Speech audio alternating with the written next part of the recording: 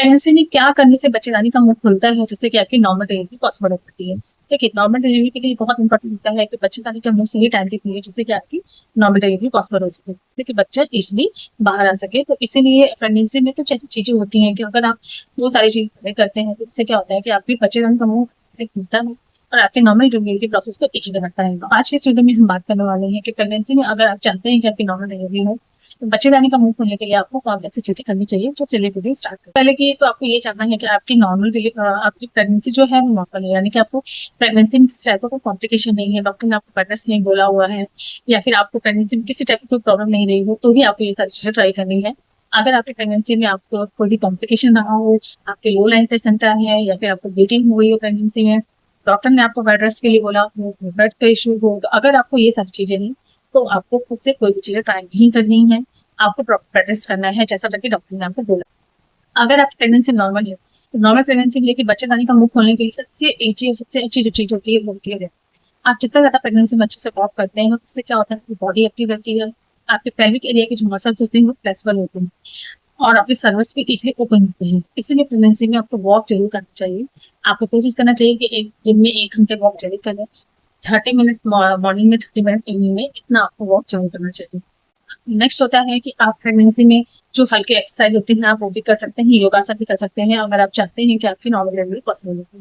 तो देखिए, हल्के हल्के एक्सरसाइज और योगासन करने से क्या होता है कि आपकी जो सर्विक होती है वो इजिली ओपन होती है, जिससे कि आपकी नॉर्मल डिलीवरी की पॉसिबिलिटी ज्यादा हो जाती है। एक्सरसाइज में आप ब्रीथिंग एक्सरसाइज कर सकते हैं, आप डक वॉक कर सकते हैं, आप स्क्वाट कर सकते हैं, आप बटरफ्लाई एक्सरसाइज कर सकते हैं। लेकिन कोई भी एक्सरसाइज करने से पहले एक्सरसाइज के बारे में अच्छे से जान लें, डॉक्टर से मिल लें, कंसल्ट कर लें। अगर वो आपको अलाउ करते हैं तो भी आपको करनी है, अदरवाइज प्रेगनेंसी में खुद से कोई ट्राई नहीं करनी है, अदरवाइज वरना वो आपके लिए रिस्की हो सकता है। नेक्स्ट होता है कि बहुत बार आपने देखा होगा बहुत बड़ी सी बॉल आती है जिसपे लोग बैठ के एक्सरसाइज करते हैं। तो उस बॉल पे बैठकर अगर आप आगे पीछे भी करते हैं ना तो उससे भी क्या होता है कि आपकी पेल्विक एरिया के मसल्स फ्लेक्सिबल होते हैं और आपके सर आपके जो बच्चेदानी का मुंह होता है वो खुलता है और आपके नॉर्मल डिलीवरी के प्रोसेस को इजी बनाते हैं। तो उस बॉल पे भी बैठकर आप आगे पीछे करते हैं तो इससे भी आपके नीचे वाले का मुंह जल्दी खुलता है। होता है कि आधा लोग, ये सुनने में तो बहुत फनी है, ऐसा लगता है कि इससे कोई फर्क नहीं पड़ता होगा, तो फर्क पड़ता है कि अगर आप प्रेगनेंसी टाइम में बहुत अच्छे से हंसते हैं तो लाफिंग भी आपके लिए बहुत कमाल की चीज होती है। अगर आप प्रेगनेंसी में बहुत ज्यादा हंसते हैं, खुश रहते हैं, बहुत ज्यादा हंसते हैं, तो उससे क्या होता है कि उससे भी आपको बच्चेदानी का मुंह खुलता है। तो प्रेगनेंसी में आपको बच्चेदानी का मुंह खोलने के लिए आपको हंसना भी एक बहुत ही इजी प्रोसेस होता है।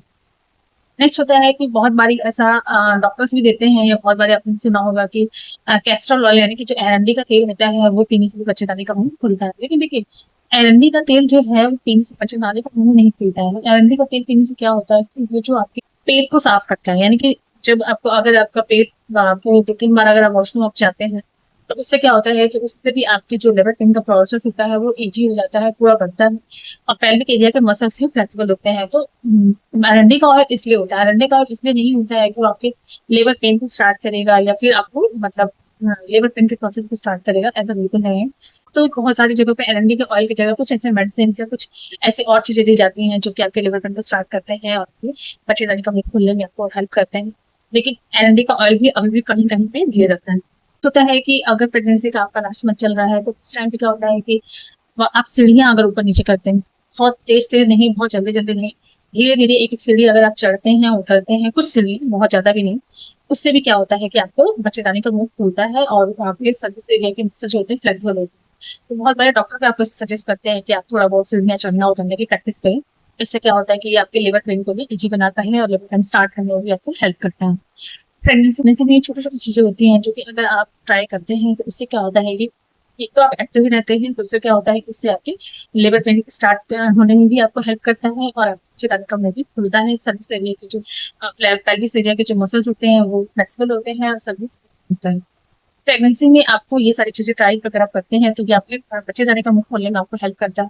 लेकिन जैसा कि मैंने आपको पहले ही बोला कि कोई भी चीज करने से पहले अपने डॉक्टर से जरूर कंसल्ट करें। डॉक्टर आपको अगर सजेस्ट करते हैं, अलाउ करते हैं, तो ही आप वो चीजें करें। अदरवाइज प्रेगनेंसी में कोई भी चीज खुद से ट्राई करना बिल्कुल भी गलत है, वो आपको प्रॉब्लम कर सकता है। प्रेगनेंसी में कोई भी चीज खुद से ट्राई ना करें। तो फ्रेंड्स, यही था आज का वीडियो। आई होप वीडियो आपको अच्छी लगी। वीडियो अच्छी लगी हो तो वीडियो को लाइक करके मेरे चैनल को सब्सक्राइब कर दें, बेल आइकन प्रेस कर दें ताकि प्रेगनेंसी रिजल्ट के सारे अपडेट्स मिलते रहें।